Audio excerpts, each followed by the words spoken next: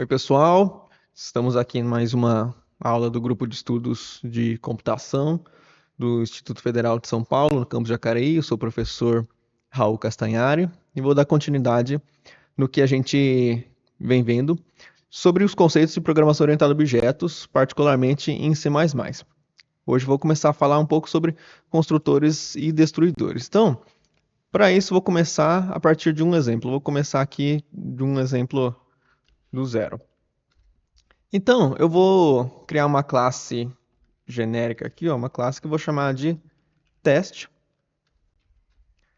Só lembrando aqui, eu declarei como struct só para que os membros fiquem públicos para facilitar o acesso, né? Se eu quisesse declarar como com um encapsulamento default sendo privado, eu colocaria aqui como class. Então aqui vou só criar uma classe genérica só para a gente começar a fazer alguns testes. Então vou declarar aqui um atributo x do tipo inteiro. E aí, então, aqui na minha função principal, eu posso declarar um objeto da classe teste, por exemplo, t. Quando eu faço isso na programação procedimental, que não é o caso aqui, mas só lembrando, na programação procedimental, esse comando aqui significa simplesmente que o processador vai alocar memória para uma variável t que caiba o que eu defini aqui em teste. Então, se a gente pensar na memória do computador, o que a gente vai ter basicamente é, aqui está a nossa RAM.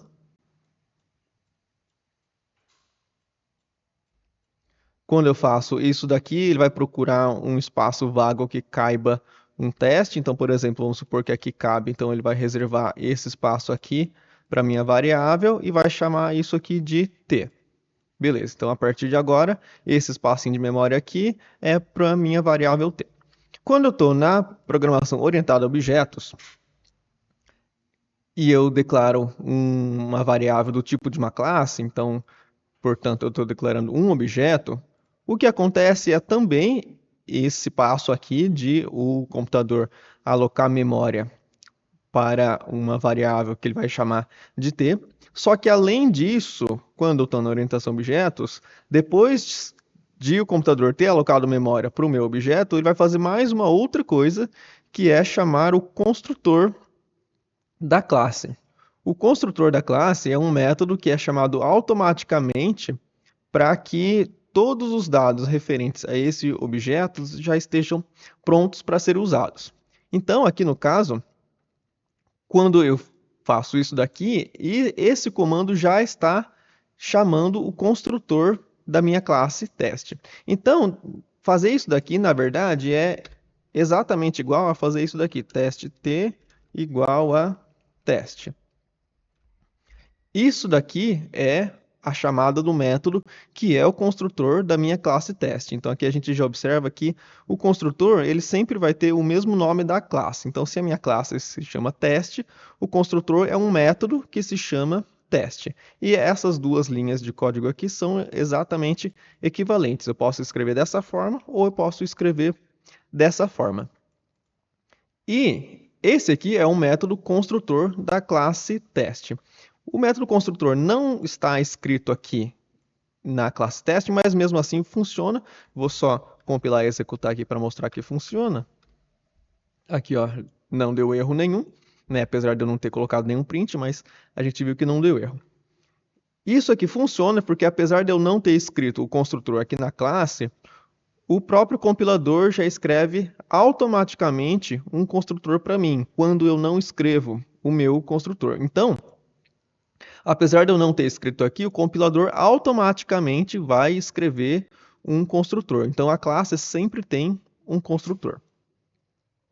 Mesmo que eu tivesse definido aqui a minha classe com a palavra class, o construtor que o compilador cria já é público. Então, mesmo que eu fizesse aqui dessa forma, eu ainda conseguiria executar esse código, porque o construtor que o compilador cria é público. Muito bem, mas eu vou voltar aqui para struct, só para facilitar os próximos comandos que eu executar.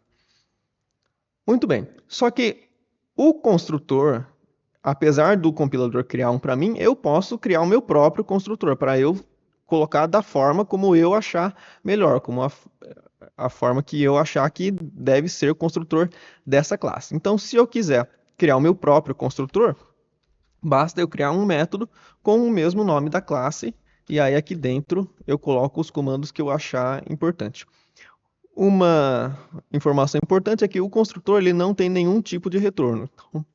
Então, como o construtor ele não tem nenhum tipo de retorno, aqui eu não posso escrever nem void, nem int, nem nenhum tipo de dado. Eu simplesmente deixo assim sem nenhum tipo de retorno.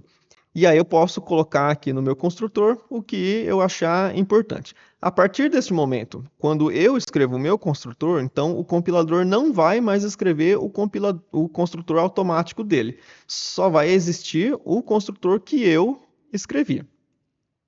Então não existe mais o construtor do compilador, porque ele só escreve um quando eu não escrevo nenhum. A partir do momento que eu escrevi o meu, ele considera que o que eu quero usar é o meu, e aí então ele não escreve o dele. E aí, então, nesse caso aqui, o construtor que vai ser chamado é o meu que eu coloquei aqui. Só para ficar claro, vou colocar um print aqui dentro para mostrar que agora o construtor que está sendo chamado é este aqui que eu escrevi. Então, vou colocar aqui, ó. Construtor da classe teste. Vou executar esse programa aqui. Agora ele mostra aqui, ó, construtor da classe teste. Então ele chamou o meu construtor. Muito bem, mas qual a ideia do construtor, né? Quando eu escrevo o meu próprio construtor, eu faço isso para quê? O que eu devo colocar aqui dentro? A ideia do construtor é deixar o meu objeto T pronto para ser usado. Então, quando eu crio o meu objeto T aqui, o que vai ter na memória é isso. Só que eu ainda não sei quais são os valores dos dados que T contém. Então, aqui T contém um atributo chamado x do tipo inteiro. Só que até aqui eu não sei qual que é o valor de x. Então, vamos supor que eu quisesse fazer alguma operação com os dados do meu objeto T, eu preciso de antemão saber quanto vale os atributos do meu objeto. Então, por exemplo, se eu quisesse fazer algo do tipo for int i de x i menor que 10 e mais. E aí aqui dentro eu quero colocar só um print, por exemplo.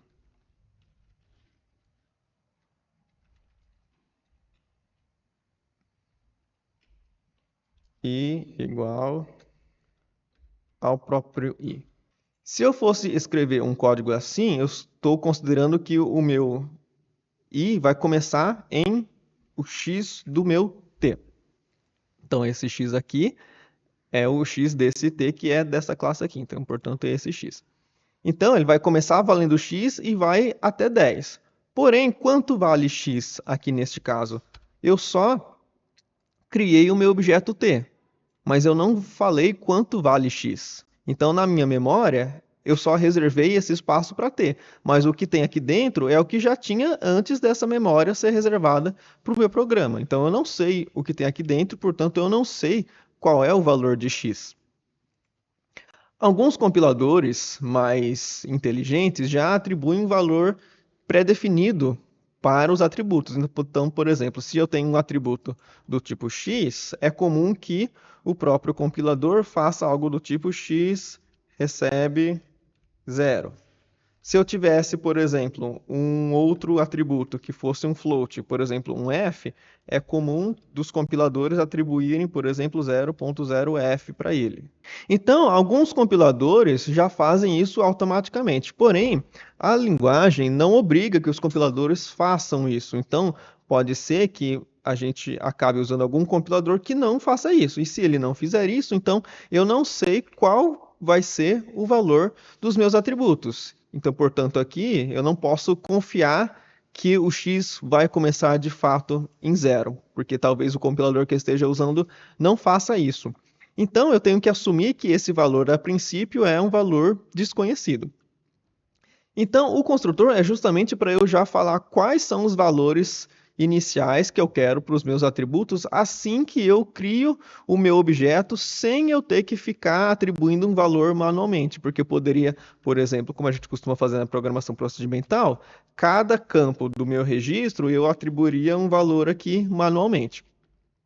Para eu não ter que fazer isso na programação orientada a objetos, eu posso já atribuir esses valores no construtor. Então eu vou apagar esse já que a gente... Aliás, vou criar um F aqui, só para ilustrar o uso, e vou deixar esses comandos aqui. Então agora, o meu construtor, ele atribui valores iniciais para os meus atributos. O que significa que, quando eu criar um objeto, seja por esse comando ou por este comando, que é exatamente a mesma coisa, além do programa reservar espaço de memória para o meu objeto, ele também vai executar isso daqui. Portanto, ele também vai atribuir um valor inicial para esses caras. Então, o que ele vai fazer é que aqui ele vai fazer x, que vai valer 0, e o f, que também vai valer 0 em número decimal. Então, a gente teria algo assim no espaço de memória do nosso objeto T. Então, isso vai ser chamado sempre que eu criar um objeto. Então, eu já posso colocar valores aqui iniciais para que, assim que esse comando terminar de executar, o meu objeto T já esteja pronto para ser usado. E esse é o principal objetivo do construtor, deixar o meu objeto pronto para ser usado. Muito bem, além disso, o que acontece também é que quando os meus objetos, que são criados dessa forma na memória em pilha do meu programa, quando ele sai de escopo, quando ele é apagado automaticamente, por exemplo, quando eu coloco aqui um return 0. Neste ponto aqui, o programa vai ser encerrado, portanto, vai sair do escopo da função principal, e, portanto, esse objeto que estava na memória do programa vai ser eliminado automaticamente. Quando um objeto é eliminado automaticamente em programação orientada a objetos, também ocorre a invocação de um método automaticamente, que é para eliminar os recursos que eu usei daquele objeto. Esse método é o destruidor. O destruidor, ele é mais ou menos parecido com o construtor. Ele também tem o mesmo nome da classe, porém com um til na frente.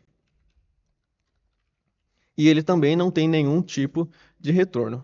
E aqui no destruidor, mesmo novamente como ocorre com o construtor, se eu não escrever o meu destruidor, o compilador escreve o próprio destruidor dele e já invoca o destruidor aqui quando o objeto é eliminado. Porém, de novo, eu posso escrever o meu próprio destruidor e aí colocar aqui o código que eu quiser. Então, aqui de novo, vou colocar um print só para mostrar que o destruidor que vai ser chamado dessa vez é o meu que eu escrevi aqui. Então, vou colocar aqui destruidor da classe teste. Então, ó, vou tirar essa parte aqui, que acho que já deu para ilustrar qual que é o uso disso. E vou colocar um outro print imediatamente aqui antes do objeto ser eliminado. Vou colocar aqui, ó, antes de apagar T. Então, se tudo der certo, ele vai mostrar isso. Neste ponto aqui, o programa vai ser encerrado, e aí então é para ser chamado o destruidor deste objeto T. Vamos ver? Então ele mostrou lá o construtor, que é o que é chamado na linha 24. Depois, antes de apagar T, que é exatamente esse print que eu coloquei aqui, e logo em seguida, destruidor da classe T. Então, o destruidor serve para eu eliminar os recursos que o meu objeto T estava usando e que isso aconteça de forma automática, né? Sem eu ter que ficar tendo que lembrar de apagar o meu T, aqui como a gente poderia talvez fazer na programação procedimental. Muito bem. Agora, o que eu coloco no meu destruidor? Em geral, se os meus atributos são só dessa forma alocados na memória em pilha do meu programa, eu não preciso fazer nada porque esses aqui já serão liberados automaticamente, assim como esse T será liberado automaticamente. Esse T também foi alocado na memória em pilha do meu programa, então o meu T vai ser liberado automaticamente quando isso for executado, o que significa que isso daqui vai ser liberado automaticamente quando o T for liberado. Então, aqui no caso, no meu destruidor, nessa situação em particular, eu não precisaria colocar nada aqui e, portanto, nesse caso, eu não precisaria escrever o meu próprio destruidor, porque isso já é o que o destruidor criado pelo compilador faz. Muito bem, mas em alguns casos eu tenho que tomar um pouco mais de cuidado com o construtor e principalmente com o destruidor. Se, por exemplo, dentre os meus atributos eu tiver um atributo que é um ponteiro, então eu vou ter algo dessa forma, por exemplo, aqui, um P, que é um ponteiro para um número inteiro. Significa que quando eu criar o meu objeto T, o que vai acontecer? O programa vai colocar esses dados na memória. Então, vou reescrever essa parte aqui, ó. Então, resumidamente, o construtor serve para deixar o meu objeto pronto para ser usado e o destruidor serve para liberar os recursos que o objeto usou. Até aqui é bastante simples, né? Porque nesse caso, como eu comentei, o meu T ele foi alocado na memória empírica do meu programa, né? Então, só lembrando, que vamos supor que eu tenho toda a memória RAM do meu computador aqui. Então, por exemplo, se o meu computador tem, sei lá, 8 GB de RAM, então vamos supor que tudo isso daqui são os 8 GB de RAM.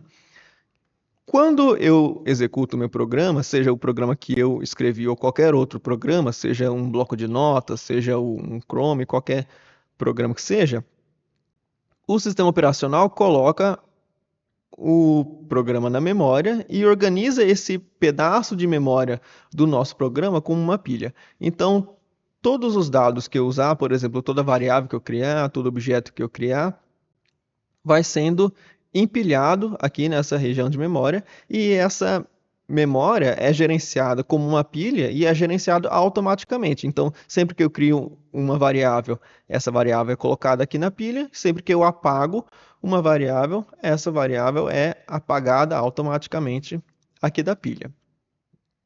Isso acontece neste caso aqui do nosso objeto T. Então, aqui, da forma como eu criei, o meu objeto T vai ser um objeto aqui da pilha do meu programa. Então, aqui eu vou ter o meu T. Muito bem. Que aqui dentro do T eu vou ter o que eu defini em T. Eu vou ter x e f aqui dentro. Muito bem. Aqui, quando o T acaba o escopo em que ele foi criado, então ele é liberado automaticamente porque ele foi alocado na região de memória que é gerenciada automaticamente. Então ele aqui vai ser liberado automaticamente. Muito bem. A diferença acontece quando a gente começa a trabalhar com ponteiros. Então, para quem ainda não viu sobre ponteiros, sugiro assistir a aula que a gente preparou especificamente sobre isso, que tem bastantes conceitos importantes lá. Então, para quem ainda não viu, dê uma olhadinha lá na aula de ponteiros. Então, aqui vamos supor que como atributo eu tenha um ponteiro para um inteiro chamado P. Quando acontecer isso e eu criar o meu objeto T, ainda assim, aqui dentro do meu T, vamos supor que aqui tudo é o T, aqui eu ainda vou ter o X, o F e o P. Muito bem. Nesse ponto, ainda está tudo igual. A questão é que para eu usar este P do jeito que está, eu ainda não posso. Se eu tentar fazer algo do tipo, se eu tentar, por exemplo, mostrar o, o conteúdo de P, fazer algo assim, conteúdo de P e tentar pegar esse conteúdo, que aqui no caso seria t.p pegando o conteúdo. Aqui é a mesma coisa. Se eu quiser acessar o conteúdo de P, eu escrevo dessa forma.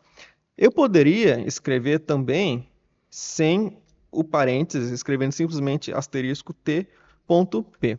Porém, em alguns casos, o programa pode acabar achando que isso daqui seria equivalente a isso. Primeiro, aplicar o asterisco sobre o t e depois pegar o p. E aí isso ia causar um erro. Então, só para garantir que o que ele vai pegar é primeiro o p e depois aplicar o operador asterisco, aqui no caso do conteúdo do ponteiro, então eu coloquei esses parênteses. Então eu vou apagar essa parte aqui. Agora, o que eu estava comentando, né? Se eu quiser tentar acessar o conteúdo de P da forma como está, vai dar erro. Vamos mostrar aqui só para verificar que de fato vai dar erro. Ó, veja que aqui ele começou a mostrar coisas estranhas, né? Então, eu não posso fazer isso porque o que está acontecendo aqui? Eu tenho aqui dentro de P, aqui, o meu x, que eu mandei valer 0 no início, o meu f, que eu também mandei valer 0 no início, e eu tenho o meu P. Então, aqui tudo dentro de T, eu tenho isso daqui. Vou colocar só essa parte aqui para ficar mais clara. Porém, esse P aqui, ó, como ele é um ponteiro, ele aponta para alguma outra região de memória aqui de fora do meu programa, aqui em algum outro lugar qualquer da RAM do meu computador. Só que eu não sei para onde ele está apontando. Então, se eu tentar acessar o conteúdo do meu P dessa forma, vai dar erro.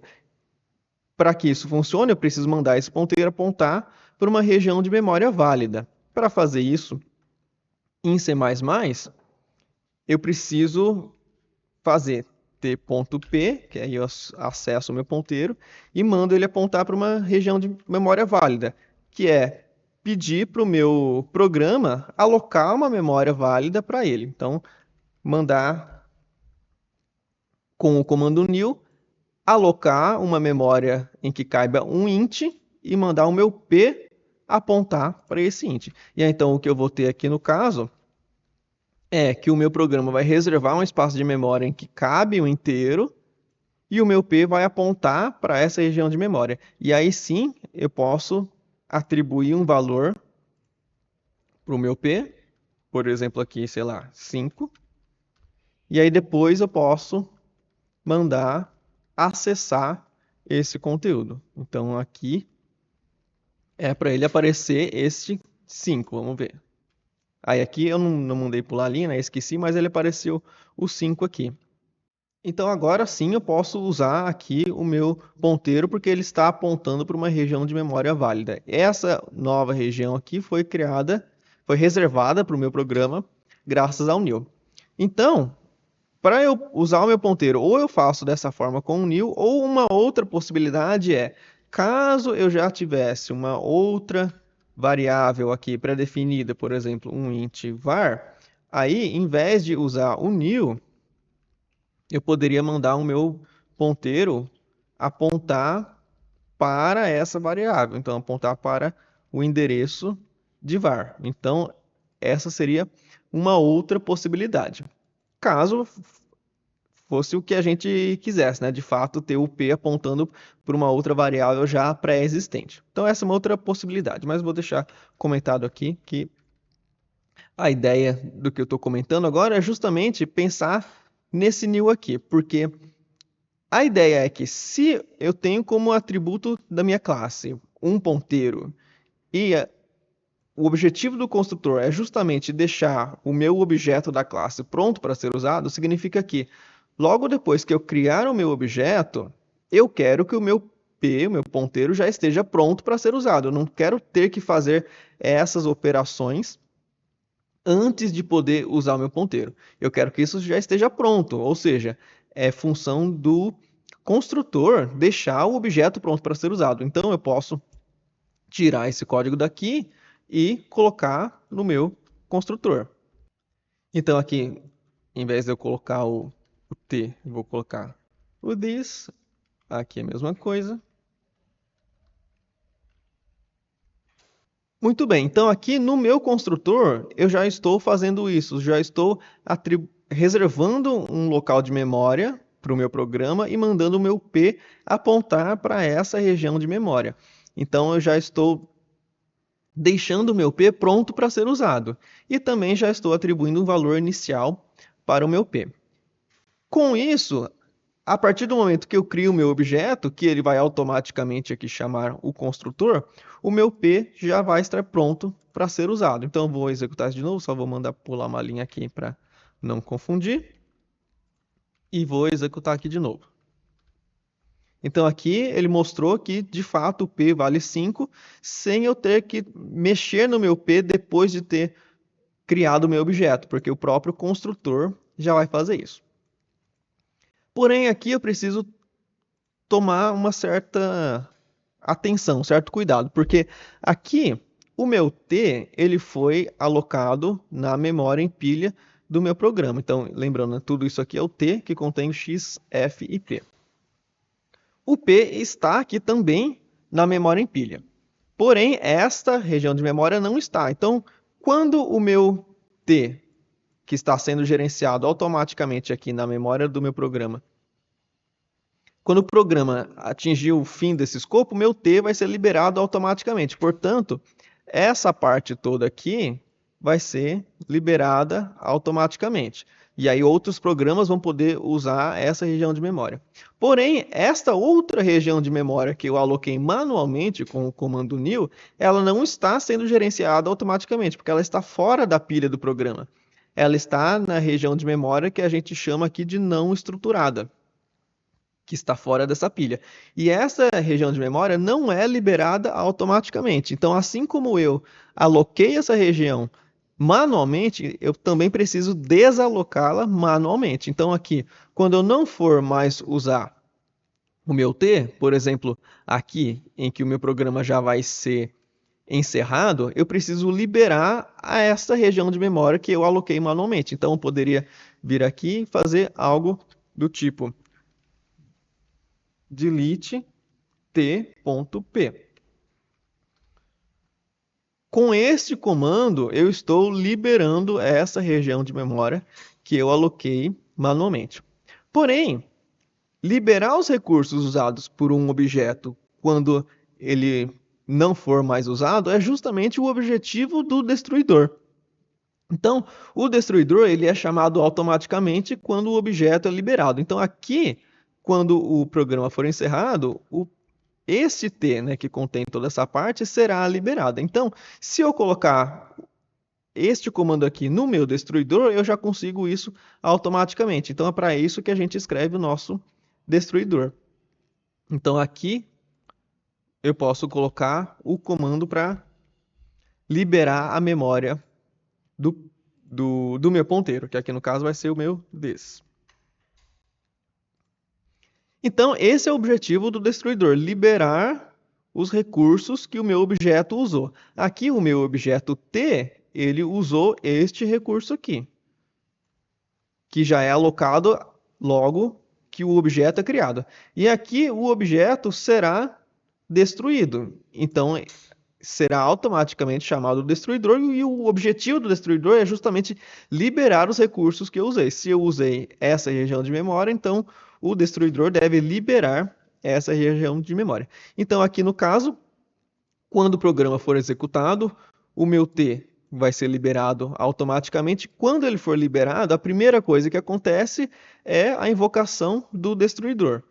Então, aqui, quando eu atingir o fim da minha função principal, que o programa for encerrado, antes dele encerrar de fato, ele vai chamar o destruidor de T. O destruidor de T vai primeiro executar o código que eu coloquei aqui dentro. Executar esse código significa liberar essa memória. Então, essa memória será liberada. Depois que o destruidor é executado, aí sim a região de memória que está sendo gerenciada automaticamente com uma pilha é liberada. E aí sim, depois que o destruidor é executado, essa região toda aqui é apagada, e aí então essa região de memória pode ser usada por outros programas. Então, basicamente, o que a gente tem para construtores e destruidores é isso.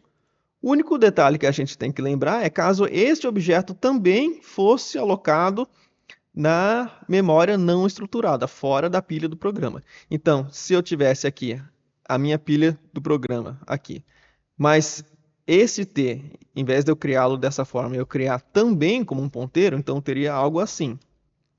Então, na verdade, o que eu teria aqui na pilha do meu programa seria só o meu ponteirinho t apontando inicialmente para algum lugar inválido, e aí com o new ele vai reservar a memória para caber um t. Então aqui tudo teria o que o t tem, que no caso aqui é um x, um f e um p. E aí então, se eu quisesse manipular esse p, eu teria que fazer tudo aquilo que eu comentei, né? O new aqui, além de alocar essa memória, ele também automaticamente vai chamar o construtor. Então aqui ele já vai atribuir para x o valor de 0, para f o valor de 0 em ponto decimal, e para p ele vai executar esse comando aqui. Então ele vai alocar a memória para um inteiro, vai mandar o p apontar para essa memória, e aqui ele vai botar o valor de 5 que eu coloquei lá. Quando o programa for encerrado, ele só vai apagar da memória o que foi alocado na memória em pilha do programa. Portanto, ele só vai apagar isso daqui. Somente isso daqui. Ou seja, tanto esta memória quanto essa memória ficaram sobrando na RAM do meu computador e não pode ser reaproveitado por outros programas. Então, para que isso não aconteça, eu preciso apagar manualmente esse T, já que eu aloquei manualmente. Então, aqui eu precisaria dar um delete P. Aí sim, o delete P vai chamar o destruidor de T. E aí, então, ele vai executar isso daqui. Então, primeiro, chamando o destruidor, ele vai primeiro apagar essa parte. Depois que o destruidor apagou essa parte, o delete de T vai apagar o T em si, que é essa parte aqui assim. E depois que o T for apagado e o programa for encerrado, aí sim, essa região de memória em pilha do programa vai ser liberada e aí outros programas podem usar essa região de memória. Então, a ideia do construtor destruidor é essa, né? Deixar o objeto pronto para ser usado e liberar os recursos que eu uso. E se o próprio objeto também for alocado como um ponteiro, eu tenho que lembrar de apagá-lo também depois que eu terminar de usar aquele objeto e for encerrar o meu programa. Então, sobre construtores e destruidores é isso.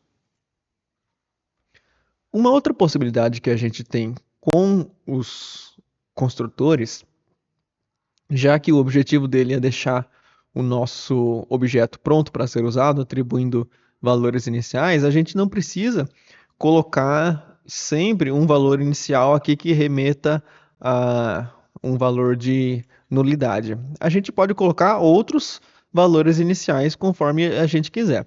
Inclusive, a gente pode receber esses valores iniciais como parâmetros. Então, além de eu ter um construtor sem parâmetro, que é o que a gente costuma chamar de construtor vazio, a gente pode ter um construtor com parâmetros. Ou seja, a gente pode ter mais de um construtor para uma mesma classe. Na verdade, a gente pode ter quantos construtores a gente quiser. Então, eu posso ter, por exemplo, aqui um construtor que já recebe parâmetros que terão os valores para eu atribuir para os meus atributos. Então, por exemplo, eu posso ter um parâmetro aqui que vai ser o valor de x, por exemplo, vou escrever aqui o valor x. Um que vai ser para o meu f, valor f, e um que vai ser para o meu ponteiro p, valor p. E aí aqui, o que eu faço é já atribuir aos meus atributos os valores que eu recebo aqui como parâmetro. Então, o meu atributo x já vai receber o valor que eu receber como parâmetro aqui. E a mesma coisa para os demais. Então, this f recebe valor f, this p recebe new int, e depois o conteúdo de this p recebe o valor de p. Então, com isso, diretamente no construtor, eu já pego os valores que eu quero atribuir para os meus parâmetros. E aí, eu posso usar este construtor ao invés de usar este construtor na hora de criar o meu objeto. Então, aqui eu vou deixar isso como está, vou criar um outro aqui. Vamos supor que eu quero criar aqui o meu T2. Se eu deixar só desse jeito, o programa vai considerar que essa forma de criar objeto é chamando o construtor vazio, que é equivalente a essa forma aqui. Se eu quiser chamar o construtor que aceita parâmetros, eu posso fazer então teste, chamando aqui pelo nome do construtor e passando diretamente os valores que eu quero aqui. Então, por exemplo, vamos supor que eu quero para o x o valor 10, para o meu f o valor, por exemplo, 2,5, e para o meu p o valor de, sei lá, 15. Beleza, vamos mandar mostrar agora esses valores, só para a gente ter certeza que ficou do jeito que a gente pediu. Então, vamos mandar mostrar aqui esses valores para ver quanto que eles ficaram valendo agora no início. Então, a gente já tem aqui, ó, o t2.x vale 10, o f 2,5 e o p vale 15, que são os valores que eu já passei direto para o meu construtor que já recebe parâmetros para isso. Então, de novo, aqui com o meu construtor com parâmetros, eu posso escrever dessa forma e eu tenho uma forma resumida de fazer isso também, que é escrevendo, em vez de escrever tudo isso, eu escrevo aqui teste T2 e já coloco os valores aqui entre parênteses logo depois do nome do meu objeto. Então eu posso escrever tanto dessa forma quanto dessa forma. E então esses valores vão ser passados para esses parâmetros que são usados para atribuir como valores iniciais para os meus atributos. Então, logo depois que eu escrevo o meu objeto dessa forma, ele já vai estar pronto para ser usado e já vai ter esses valores. Então, se eu testar aqui de novo, essa é uma outra forma que eu tenho para escrever um construtor, que é uma forma resumida que eu não preciso, depois de declarar o T2, ficar atribuindo um por um os valores dos meus atributos. Né? Eu não preciso fazer T2.x igual a 10, T2.f igual a 2,5 e assim por diante. Isso aqui já é feito de uma vez só com esse construtor. Então, a ideia dos construtores e destruidores é essa. Então, basicamente, o construtor, eu posso ter mais de um, e a ideia dele, né, o que eu vou colocar aqui dentro é o que for necessário para deixar o meu objeto pronto para ser usado, e o meu destruidor, ele é um só, sempre dessa forma, e o que eu coloco aqui dentro é para liberar os recursos que o meu objeto usou. Então, sobre construtores e destruidores, é isso.